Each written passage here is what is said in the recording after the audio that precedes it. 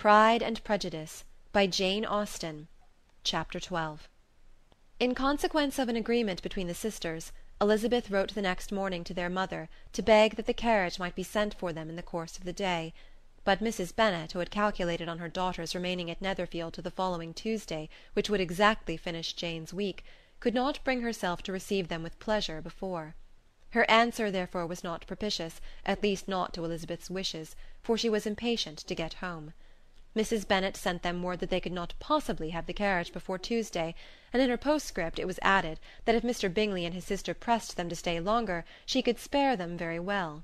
Against staying longer, however, Elizabeth was positively resolved, nor did she much expect it would be asked, and fearful on the contrary as being considered as intruding themselves needlessly long, she urged Jane to borrow Mr. Bingley's carriage immediately, and at length it was settled that their original design of leaving Netherfield that morning should be mentioned and the request made. The communication excited many professions of concern, and enough was said of wishing them to stay at least till the following day to work on Jane, and till the morrow their going was deferred.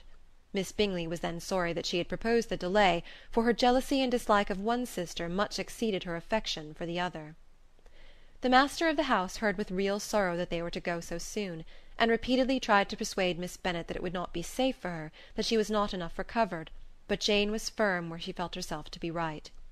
To Mr. Darcy it was a welcome intelligence. Elizabeth had been at Netherfield long enough. She attracted him more than he liked, and Miss Bingley was uncivil to her, and more teasing than usual to himself. He wisely resolved to be particularly careful that no sign of admiration should now escape him, nothing that could elevate her with the hope of influencing his felicity, sensible that if such an idea had been suggested, his behaviour during the last day must have material weight in confirming or crushing it. Steady to his purpose, he scarcely spoke 10 words to her through the whole of Saturday, and though they were at one time left by themselves for half an hour, he adhered most conscientiously to his book, and would not even look at her. On Sunday, after morning service, the separation, so agreeable to almost all, took place.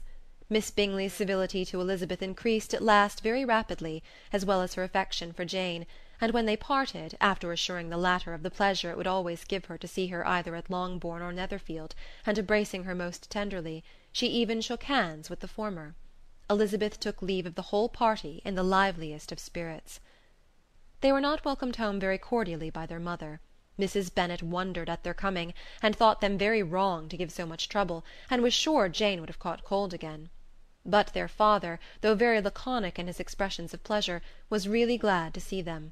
He had felt their importance in the family circle. The evening conversation, when they were all assembled, had lost much of its animation, and almost all its sense, by the absence of Jane and Elizabeth. They found Mary as usual deep in the study of thorough base and human nature, and had some extracts to admire, and some new observations of threadbare morality to listen to. Catherine and Lydia had information for them of a different sort. Much had been done and much had been said in the regiment since the preceding Wednesday. Several of the officers had dined lately with their uncle, a private had been flogged, and it had actually been hinted that Colonel Forster was going to be married. End of chapter 12.